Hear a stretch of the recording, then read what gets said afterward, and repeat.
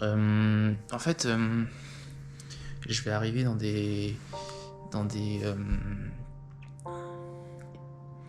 pays où les conditions seront probablement, ou même c'est sûr, plus difficiles.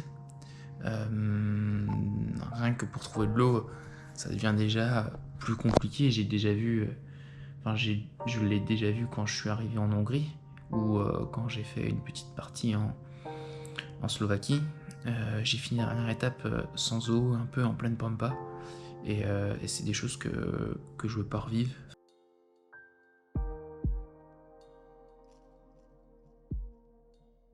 Bon bah écoute, on est le 24 juillet, il est 10h45, grand départ, fin des préparatifs, la remorque est montée, il n'y a plus qu'à. Allez, à tout de suite. Dans un premier temps, l'année passée, avant le confinement, j'ai fait Angers-Paris.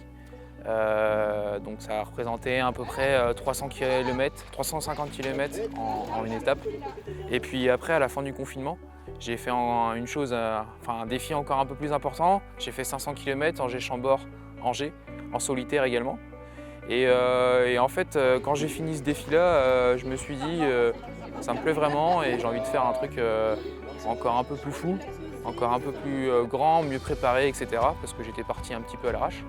Et c'est de là qu'est vraiment né ce projet. Donc je me suis un peu penché sur le sujet fin novembre et jusqu'au 24 juillet. Par plusieurs étapes, ce projet a été construit et a fini par être abouti. Est-ce que vous êtes fier de votre petit-fils? Fier. Vous allez le soutenir tout au long de cette aventure? Oh là, quand tu vas partir, peut-être un peu d'émotion. Vous êtes ému? Oh oui.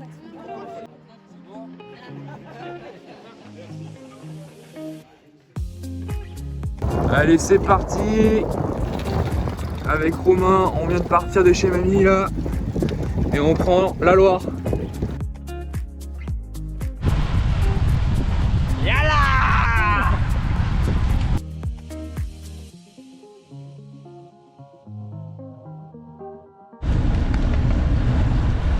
50 km de fait. Bon, on est sur une bonne petite moyenne de un bon 25. Et on commence à avoir quelques gouttes de flotte. J'espère que ça va se maintenir. Bon bah là, comme vous pouvez le voir, il pleut. Romain on va pas tarder à me quitter. On va continuer la route tout seul. Déjà. Allez, feu. À la prochaine. Ciao mec. Allez, bise.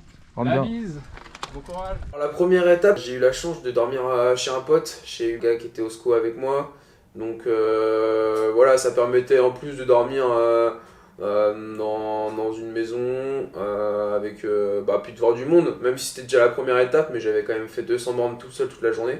Donc ça me permettait d'avoir un peu de contact le soir et je pense pour un départ c'était plutôt cool quoi.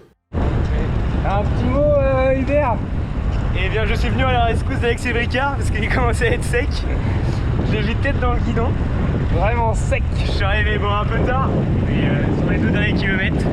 Non, il est quand même gringalant. Du coup, on est bien arrivé chez monsieur Hubert Lanté à la Bertinière. La Bertinière. Du coup, bah, c'est là que je vais passer la nuit. Une belle petite maison en plein milieu de la campagne avec les bruits des oiseaux. Ça devrait être génial. Allez, c'est parti pour la deuxième étape. 180 km au programme. Arrivé à Châtillon-sur-Loire. Là, je suis actuellement dans une petite forêt très sympa. J'ai un peu mal aux jambes. Sans doute que c'est la bière que m'a offerte Hubert Lanté hier soir. Mais je pense que ça devrait vite se dérouler et puis repartir de plus belle. La mission là pour les 2 prochaines heures va être de trouver un ravito pour ce midi et puis anticiper aussi pour ce soir parce qu'on est dimanche et ça devrait être un peu plus galère. Donc allez, c'est parti.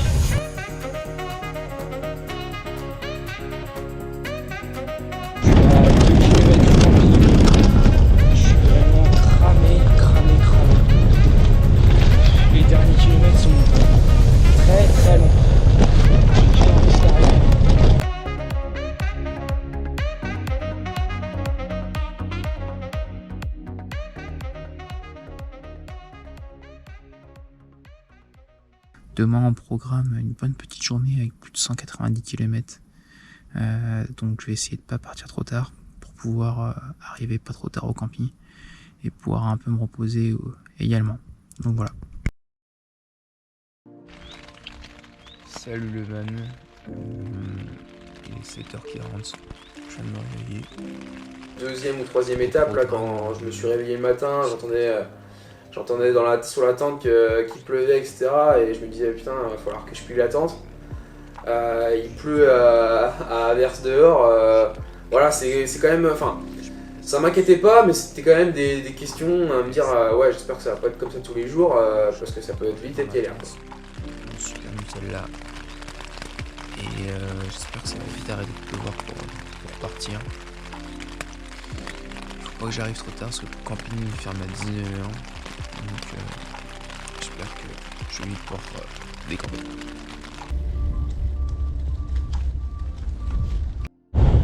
Je suis kilomètre 62, il me reste donc 140 km.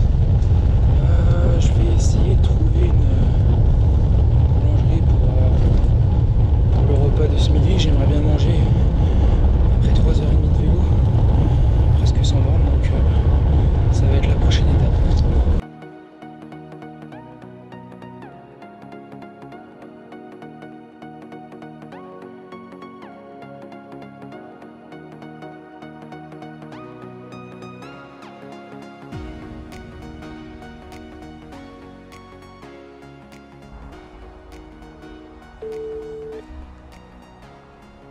La chevrette, bonjour.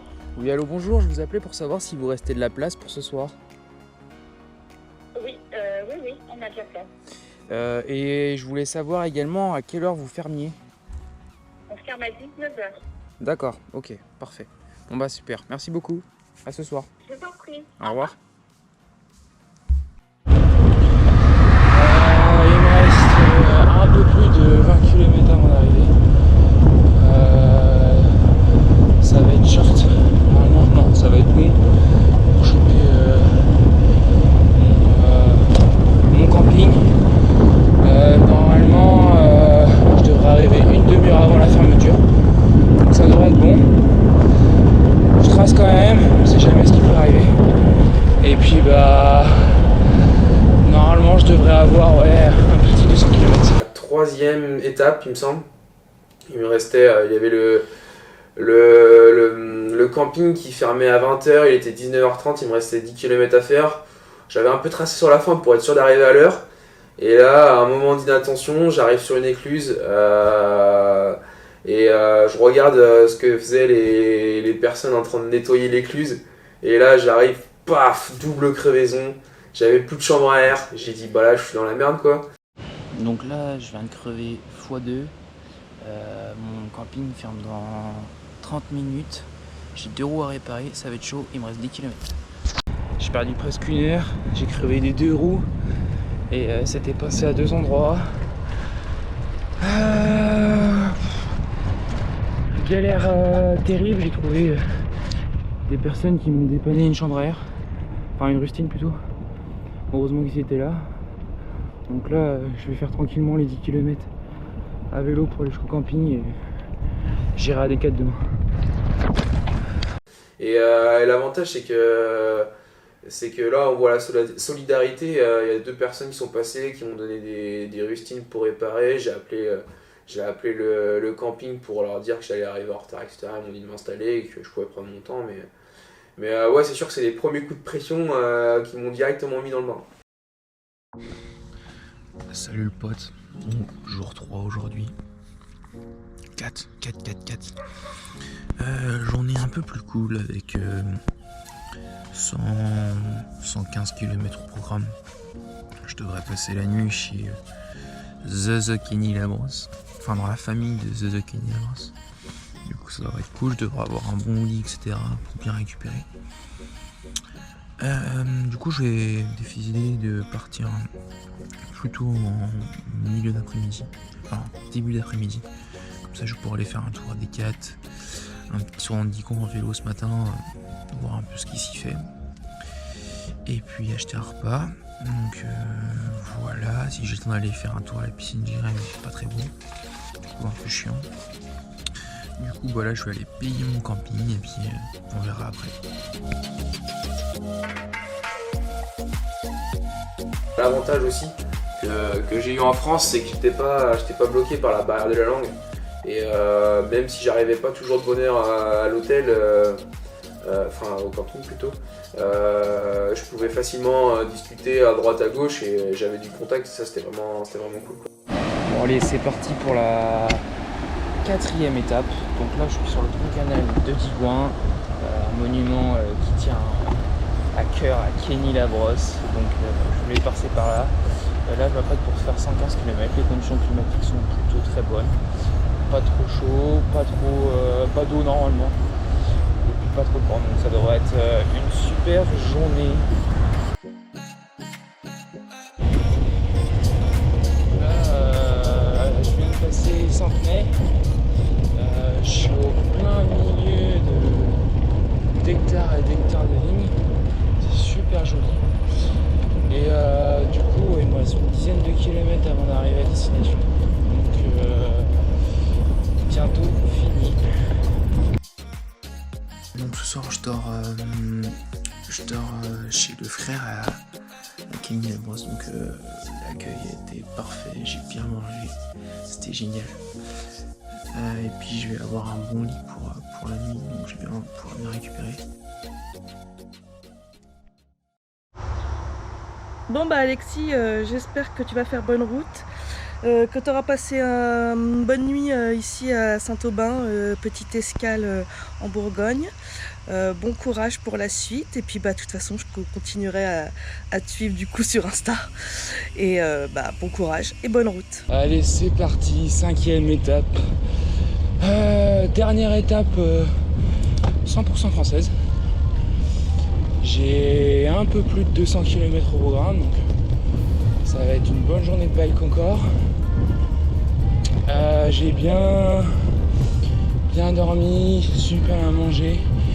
J'ai été accueilli dans de super conditions, ce qui m'a permis de bien récupérer. Donc aujourd'hui ça devrait être pas trop mal. Bon là ça fait 40 minutes que je suis parti. Je suis déchaîné, je suis de super bonne humeur.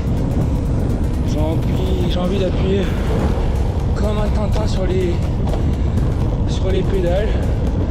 Je suis excité comme un indien qui va à un troupeau de pisons. Du coup voilà, j'ai qu'une envie, c'est de mettre la plaque et appuyer comme un arbre à l'eau.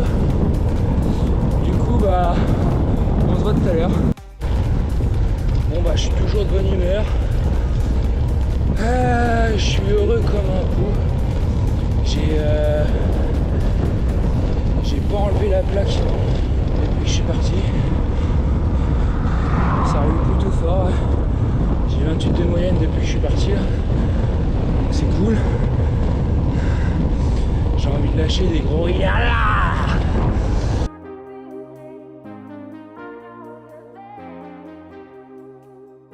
Pour la petite histoire un peu rigolote, justement le soir où j'ai eu mon problème avec ma double crevaison, etc., j'arrive au camping et je tombe avec un mec qui faisait pareil, qui était parti de Saint-Nazaire je crois, et qui allait jusqu'à Besançon. Et du coup, bon, il était un peu plus vieux que moi, mais on avait pas mal discuté, etc. Et on voulait faire nos lessives, on arrive, c'était trop tard, on était comme deux galériens à aller demander à droite, à gauche des jetons, on n'en a pas trouvé. Et puis bah ouais, on a sympathisé la soirée, après on a été vaquer à nos occupations chacun de notre côté. Et puis moi le lendemain c'était prévu une étape un peu plus cool, j'avais 50 bornes. Donc lui était parti beaucoup plus tôt, moi j'étais parti sur le coup de 13h. Donc voilà, on s'était un peu perdu de vue, etc.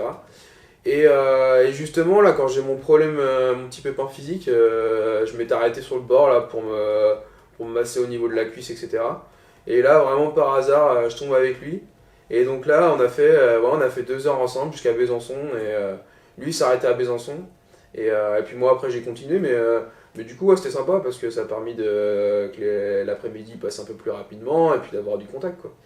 Et ben, on a partagé les moustiques ensemble au camping.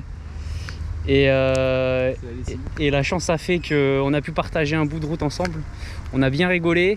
J'espère que tu vas arriver à bon port. et que ça va pas être trop dur. Et vas-y, bon courage. Bon, je viens de quitter Simon. Donc on avait fait un petit 2 heures ensemble. C'était super sympa, on a bien rigolé et puis c'est passé beaucoup plus vite, donc c'est cool. Bon, on m'a toujours dit de pas parler à la bouche pleine, mais faut bien que je monte mon ravito.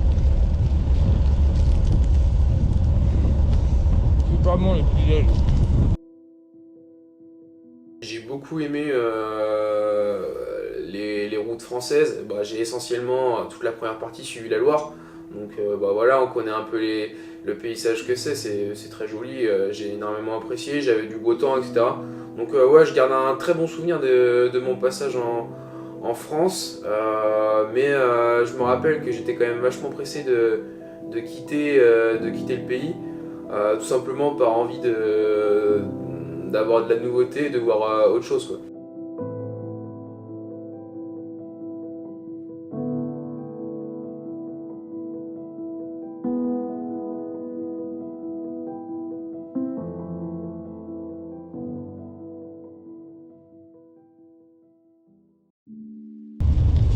« 220 km à faire, je crois. Tout dénivelé. Il a plu toute la nuit. C'est un temps de merde. Je me demande clairement ce que je branle sur mon vélo. Je vais vouloir traverser l'Europe comme un kéké. Alors que je pourrais être chaud dans mon lit à cette heure-là. Il est 7h30.